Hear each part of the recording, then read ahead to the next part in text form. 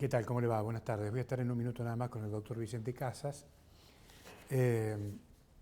Los fiscales, en el marco del conflicto que mantiene el doctor Sergio Lelo Sánchez aquí en Jujuy con el fiscal general, el doctor Fico Seco, han emitido un comunicado donde lo declaran inepto ético.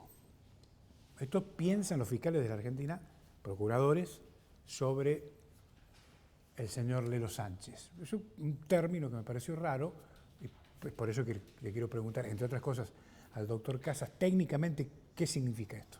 En un minuto voy a estar con él. Mientras tanto, la voracidad del gobierno de señor Morales en su intento de colonizar la arquitectura de controles que prevé la democracia está alcanzando, créame, niveles demenciales.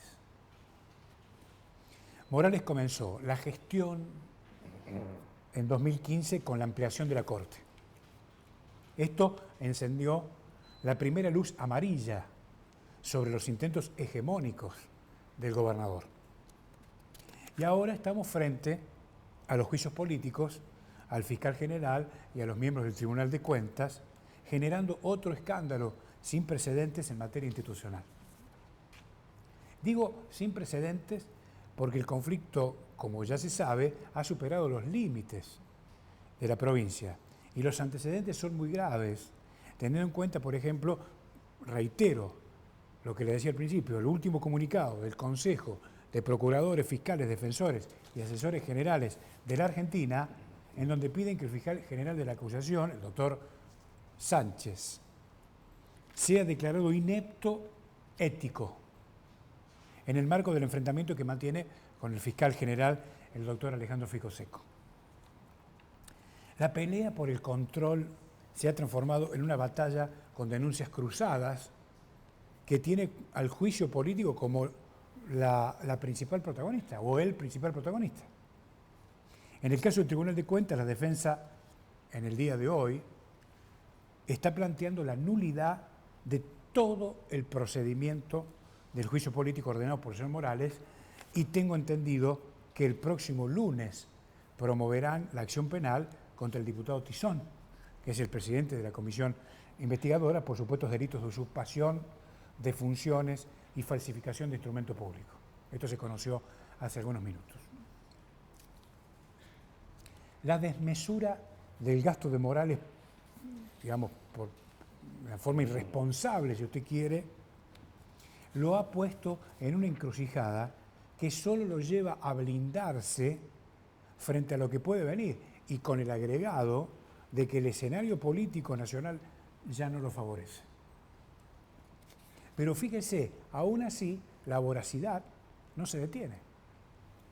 La actual legislatura, o lo que se parece más a una escribanía de gobierno, sancionó la ley 6136 que transfiere el registro público de comercio del Poder Judicial al Poder Ejecutivo.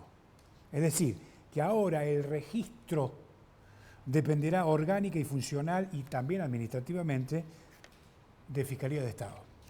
Es decir, el fiscal de Estado será la autoridad de aplicación de las personas jurídicas, sujetos, actos que se constituyan, operen, celebren y hasta ejecuten en la provincia.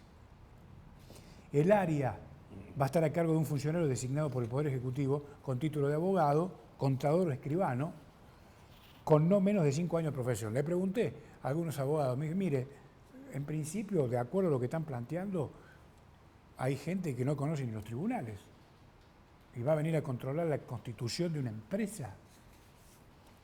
De manera que si uno quiere armar una empresa, una sociedad anónima o lo que sea, el formato que sea, antes se hacía como corresponde, en el juzgado en lo civil y comercial, allí había un juez, supuestamente con una experiencia importante, designado para la materia. Resulta que ahora, para armar una empresa, terminás en Fiscalía de Estado y te atiende un pasante, prácticamente. Es decir, te controla el Ejecutivo. Esto por un lado. Por el otro lado, la sospecha es que esta nueva estructura burocrática, que la va a pagar usted, sirve para blindar los kioscos de algunos funcionarios que están flojos de papeles. Lo que me cuentan es que está lleno de kioscos, de empresas un poco raras, donde participan funcionarios, y la idea es que no le encuentren ningún flanco medio flojo, ningún frente abierto. Entonces, la idea es blindarse. De manera que este experimento nuevo es otra muestra más, creo, así lo entiendo yo, de este proceso de degradación de las instituciones con el propósito pura y exclusivamente de eludir controles. De manera que estamos frente a un, diría, fenomenal rally colonizador de las instituciones.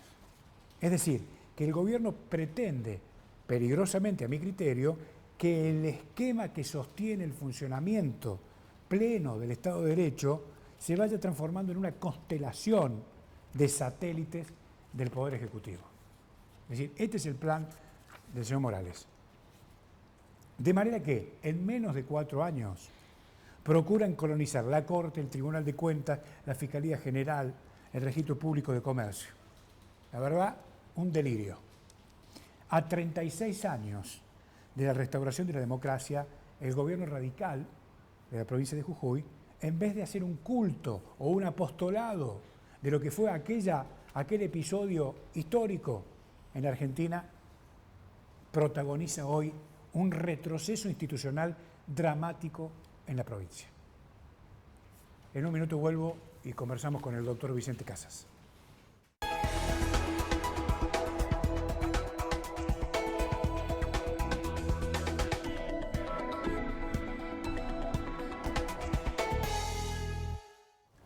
El doctor Vicente Casas con nosotros. ¿Cómo le va, doctor? ¿Cómo anda? Bien, muchas gracias por la invitación, bien. Y un saludo a la audiencia. Bueno, me alegro de estar con usted de nuevo. ¿Sabe qué? Quedaba impresionado frente a este comunicado emitido por el Consejo de Procuradores Fiscales, en donde califican al doctor Lelo Sánchez, titular del Ministerio Público de la Acusación, de inepto ético, más allá de la persona, ¿no? Técnicamente, ¿qué es lo que quieren decir? Bueno, en primer lugar le digo qué columna de opinión la suya hoy, ¿eh? Bueno, muchas gracias. ¿Está de acuerdo o no? A lo mejor no está de acuerdo. No, sí, en términos generales estoy de acuerdo. Bueno. Pero qué columna de opinión tan acorde con los tiempos que vivimos. En segundo lugar, yo quisiera hacer una abstracción de tipo personal. He conocido toda la vida a la familia del doctor Lelo Sánchez, a los padres, los padres hemos sido muy amigos. Ya falleció el padre hace muchos años, todavía falleció joven, a la madre la veo siempre. De modo que lo que yo quisiera decir aquí es con esa nota de afecto, digamos, familiar, más allá de los aciertos y desaciertos que profesional o personalmente podemos tener en la vida. De modo que yo me voy a referir a la pregunta que usted me hace sin mencionar o sin tener en cuenta al doctor Lelo, a quien también le tengo cariño. Hemos cruzado una carrera de posgrado juntos hace unos años, una especialización en Derecho Penal, y lo conozco como una persona capaz. Entonces lo he visto en los exámenes que ha rendido, etc. De modo que yo no me voy a referir a él, sino en términos generales, a lo que usted pregunta como inepto ético. O que, yo le transmito lo que quiere decir el Consejo de Procuradores, ¿no? Bueno, inepto será no tener aptitudes. Eso, una simple definición del diccionario. Ahora, lo ético es lo que nos permite distinguir entre el bien y el mal, entre lo valioso y lo disvalioso. Lo que nos permite distinguir entre el bien y el mal, y en consecuencia hacemos el bien o no lo hacemos. Distinto de la moral. La moral es cuando hago el bien o cuando actúo de acuerdo a los postulados de mis creencias y de la ley. Y cuando me desvío de eso, soy un inmoral.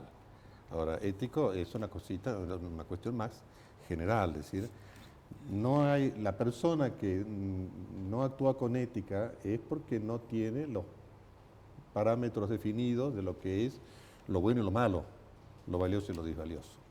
Eso es lo que sería el significado de la pregunta que nos ocupa en este momento, ¿no? Doctor, cuando usted tiene mucha experiencia, muchos años ¿Usted ha visto en algún momento un avance tan, diría yo, dramático sobre las instituciones del Estado de Derecho No, en la provincia de Jujuy? ¿Tiene no, algún antecedente parecido? No. Bueno, ahí habría algo de lo que estamos hablando de la ética, ¿no?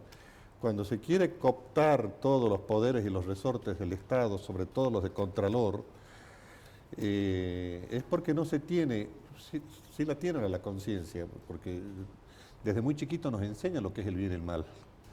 La familia, la casa, el barrio, la escuela, la iglesia si arrimamos por ahí. Nosotros sabemos de muy chicos esa diferencia que existe, pero si a pesar de conocer esa diferencia quiero hacer el mal, ha pasado a ser no ético y quizás un poquito de inmoralidad. Entonces yo no conozco esto así que se plantee. Creo que aquí en esta misma mesa yo dije, yo no estoy a favor ni en contra de juicios políticos. Me parece que las investigaciones reverdecen las instituciones. Lo que sí estoy en desacuerdo es el momento en el que se lo hace, porque se está investigando actos del gobierno anterior. Bueno, no los investigó el gobierno anterior, pero este gobierno está culminando su mandato que se inició. Es decir, después de 3 años y medio venimos a acordarnos o a enterarnos que esto ocurrió. Ahí hay en mi ánimo una sospecha mala. Y después cuando he visto, he leído, he escuchado, aquí se han dicho estas apreciaciones, cuando se trata de ocultar alguna acción que tiene que ser pública. El otro día en una audiencia no lo dejaron entrar a los periodistas. Y también seamos justos, el otro día viene el presidente de la Nación, no pudieron entrar todos los periodistas. El presidente es de todos, así nos han enseñado desde chicos. Bueno, ¿qué problema? ¿Cuál es el problema? Tienen que decirle, cuando no los dejan entrar, tienen que decirles por qué no nos dejaron entrar, ¿no es cierto? Y esto obedece a la razón fundamental de decir, ustedes también tienen una garantía en la Constitución de la provincia y de la Nación. La República es la cosa pública y un juicio político hace a la cosa pública porque están determinando responsabilidades de funcionarios que a lo mejor dejan de serlo mañana por tales cuestiones. Ahora, ¿usted piensa que, doctor, frente a este análisis que está haciendo, ¿usted cree que realmente hay sectores políticos que imaginan un mundo sin periodistas? Como escribió Berbisky en algún momento en uno de sus libros, Un mundo sin periodistas. ¿Usted cree que hay sectores políticos que creen en esto? O al menos lo intentan. Creer no creo que puedan creer, porque ya después de la Revolución Francesa se preguntaban la existencia de los periodistas y se llegó a decir, la República y los periodistas son necesarios los dos. En algunas naciones se los llama el cuarto poder, y está bien, y hay que darle la información. Quieren creer, a lo mejor para sacar alguna circunstancia de momento. Ustedes tienen el artículo, si no me falla el recuerdo en este momento, el artículo 31 de la Constitución de la provincia, inciso 6º o 5º, que les da el derecho a ir a las oficinas públicas y pedir las informaciones. Y ahí tienen también lo otro que años más tarde lo recepta la Constitución de la Nación, el secreto, guardar el secreto de las fuentes de información. Ya lo tienen en la Constitución del 86. Es decir, cuando le dicen que no, ¿por qué no le dicen? Yo puedo aceptar lo que la ley dice que es secreto, pero otra cosa no. Ahora, frente a la ley, que está clara, porque yo le preguntaba al doctor Nayar que vino aquí los otros días, pero doctor, ¿a dónde dice que podemos pasar y asistir a una audiencia? Lo dice la Constitución claramente. Y yo le voy a Ahora, digo, ¿por qué la interpretación se hace elástica por parte de la política frente a una ley que está clara? Porque la hacen interesada a la interpretación, porque la hacen interesada, porque quieren destruir la República. Yo le voy a cambiar un poquito la manera de pensar, que me parece válida y totalmente legítima. ¿Dónde dice que pueden pasar? ¿Dónde dice que no pueden pasar? Las constituciones, después de la Revolución Francesa, son otorgadoras de derechos, no limitadoras de derechos. Todas nos otorgan derechos, no dice prohibido, por eso está el Código Penal, que tampoco dice prohibido, sino describe la acción del delincuente, al que matare. ¿No es cierto? No hay prohibición. Hay prohibición en la ley, completo el pensamiento de hace un rato, cuando en el juicio de menores, en el juicio donde se ventila la situación de un menor, la ley expresamente dice, no será público. Porque hay que cuidarlo al menor. Es deber de los mayores cuidar de los menores. Esa es una de nuestras tareas. Pero si no lo dice, ustedes tienen el derecho de entrar. Y si no, bueno, reclámenlo legalmente como tiene que ser. ¿Por qué no pueden entrar? ¿Por qué no puede entrar la prensa? ¿Por qué? Y después entra en la nebulosa. No, no sabemos, pero en realidad había una situación y otras situaciones también que se dan en este mismo juicio político, más allá del resultado y de las acciones que se pueden haber cometido o no, que yo no conozco, y aquí se han expresado muchas personas. Le dicen que vaya a ratificar la denuncia un día, y el otro día, creo que el día anterior o 2 días antes, pasaba por ahí y entró a ratificarla. El derecho se nutre de formas también. El formalismo del derecho romano, muchas cosas nos acompaña hoy. Si se dijo para tal día, no puede ir 2 días. La hicieron, me da para pensar, la hicieron ir 2 días antes. Y eso está mal a la República. Eso está mal a la vigencia de las instituciones. Entonces van como carcomiendo un estado de sospecha que en definitiva va en contra de la legalidad de los actos de la República. Un juicio político es un acto muy trascendente, es un acto gravísimo. Bueno, ahí está. Perdóname que yo lo interrumpo, porque son todos temas importantes. Frente a la gravedad de lo que estamos hablando, hay una comisión que está sospechada de mala praxis, por eso es que van a accionar contra el presidente de la comisión. ¿Y el resto quién controla la comisión? Bueno, esta comisión después, yo creo que ya estaría venciendo los plazos porque le da 30 días, más 10 que se pueden extender, y esa comisión después va a pasar, si es que el juicio político continúa, al plenario, que es la Cámara Acusadora, la Sala Acusadora. Esa la podrá controlar, Y también algo que ustedes no tienen que renunciar ni cansarse, no se cansen, los periodistas controlen, y digan lo que les parece mal. Ese es el control que tiene. El poder político reacciona y dice, ustedes desinforman. Y bueno, pero sí. ¿No? Sí, también escuché. La posverdad, digamos. Es que hay un grupo de pensamientos en donde pareciera que se quiere debilitar la existencia de la República. Y lo están logrando en muchas cosas. Mire usted los procesos judiciales que hay. Por ahí salen teorías abolicionistas, cuando el mundo está rumbo a otras cuestiones. El mundo hoy castiga los delitos ecológicos. Todavía nosotros no hemos empezado en eso. ¿De qué abolicionismo vamos a hablar? El alcohol al volante, Alemania, hace 10 años que lo castiga. Recién nosotros nos hemos animado a castigarlo desde el año pasado. Entonces, hay un pensamiento para mí, ojalá que me equivoque, hay un pensamiento en donde se quiere debilitar al Estado. Y entonces avanzan grupos que en definitiva son grupos facciosos de la política, ¿no? Avanzan y generan todas estas cuestiones. Por eso es necesario el control. Ahora, por ejemplo, el ejemplo de Chile, ¿no? ¿Es una advertencia a estos escenarios que usted está planteando, por ejemplo? Yo creo que sí. Que aparentemente venían pasando en Chile, pero estaban tapados. Yo creo que sí. En el mundo ya tenemos casos de estos, ¿no? Cada 40, 50, 60 años salen a las calles de alguna ciudad, como pasó en México en el 68 o en el Mayo francés. En Chile me parece que es la repetición de ello. ¿Y qué ocurre? ¿Qué quieren esas sociedades en el fondo? Quieren ideas nuevas, quieren gobiernos nuevos, y para eso están los jóvenes. Y hay que dejarlos a los jóvenes que lleguen.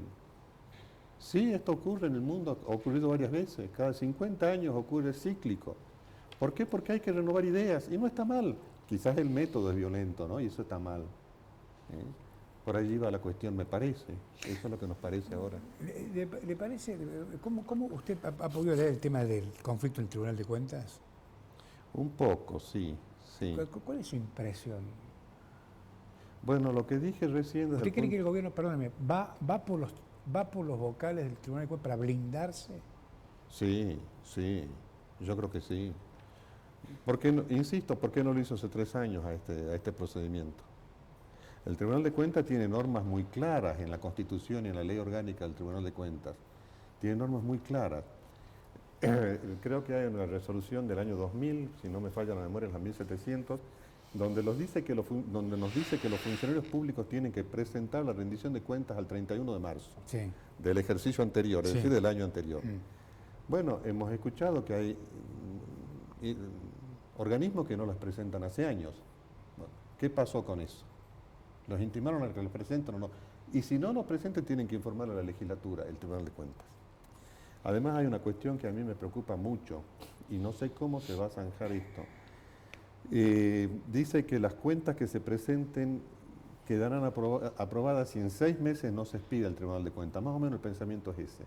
Claro que está el acto de la presentación y de ahí los 6 meses. Pero ¿qué pasaría si hace 6 años no se presentaron cuentas de X lugar? Oficina pública. Entonces van a venir estas otras teorías que estamos hablando. No, pero hace 6 años la moneda era distinta, la inflación se la comió.